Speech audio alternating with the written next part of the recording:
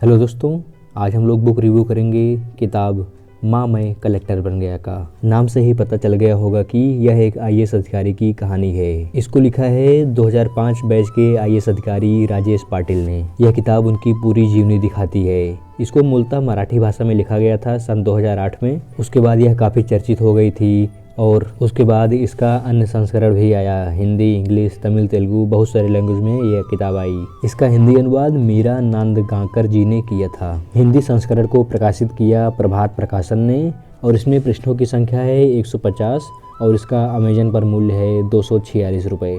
मूल्य कम या ज़्यादा होते रहेंगे। इस किताब में राजेश पाटिल ने अपने संघर्षों को बताया है।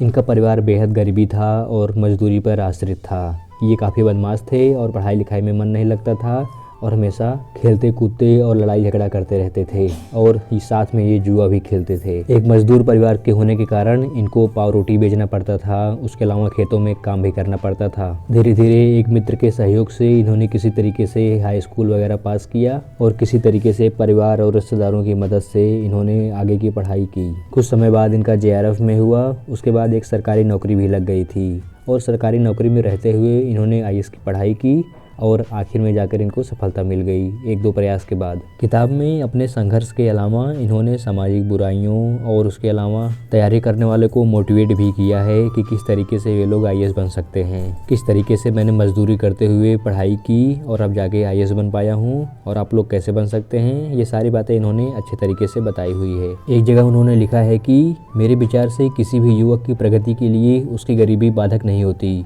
शुरू के कुछ दिनों तक गरीबी का पढ़ाई पर असर रहता है, परंतु यदि किसी युवक की मानसिकता ही यह हो जाती है कि उसके पास पैसा नहीं है इसलिए वह अपने इच्छित लक्ष्य को प्राप्त करने में असमर्थ है, तो यह सरासर उसकी भूल है। गरीबी की वजह से लाचारी तथा असहायता की भावना निर्मित हो सकती है, परंतु उसका आलस तथा उसके आत्मविश्वास के अभाव को ही प्रकट करती है। जहाँ चाह है वहाँ राह भी अवश्य है। अपनी परिधि के बाहर का विचार करना महत्वपूर्ण है।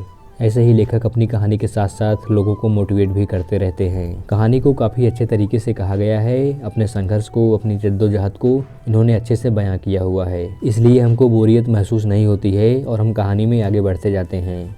अब बात करते हैं भाषा की। चूँकि इसका हिंदी अनुवाद हुआ है तो भाषा की बात करना ज़रूरी है। भाषा को एकदम से कठिन वाली हिंदी रखा गया है और इसके अनुवाद में कोई प्रयोग नहीं हुआ है। बस जैसी किताब थी वैसा ही लिख दिया गया है। जैसे कंप्यूटर को हिंदी में संगणक ही लिखा गया है, कोई इस पर प्रयोग नहीं किया गया। इसलिए कभी कभी भाषा हमको परेशान करती है और काफ़ी कठिन लगता है किताब को पढ़ने में। केवल भाषा ही इसकी दोषी है, इसके अलावा कहानी काफ़ी रोचक थी। इसके हिंदी अनुवाद में जरा सा भी दिमाग का प्रयोग नहीं किया गया है। बस जैसी कहानी थी वैसा ही उतार दिया गया है। किताब को पढ़ते समय इसकी भाषा आपको ज़रूर अखरेगी। IAS अधिकारी भी कोई लेखक तो होते नहीं हैं, इसलिए ज़्यादा गहराई से लिख नहीं पाते हैं। बस ये लोग अपने जीवन को उतार देते हैं, कैसे इन्होंने क्या किया था। इसलिए आपको इस किताब में कोई बढ़िया साहित्य तो नहीं मिलेगा, लेकिन अगर आप IAS बनना चाहते हैं या किसी भी प्रतियोगिता में भाग लेना चाहते हैं और आप ढेर सारी मजबूरियों से जूझ रहे हों तो आपको यह किताब पढ़नी चाहिए। यह किताब आपको प्रोत्साहित करेगी और बताएगी कि कितनी भी कठिन परिस्थितियां हों लेकिन हमको झुकना नहीं चाहिए और हमेशा लगातार मेहनत करते रहना चाहिए और आगे बढ़ते रहना चाहिए। ये थे इस किताब के बारे में मेरे विचार। आपके विचार भी अलग हो सकते हैं, तो दोस्तों आप लोग भी पढ़िए इस किताब को और बताइए कैसी लगी।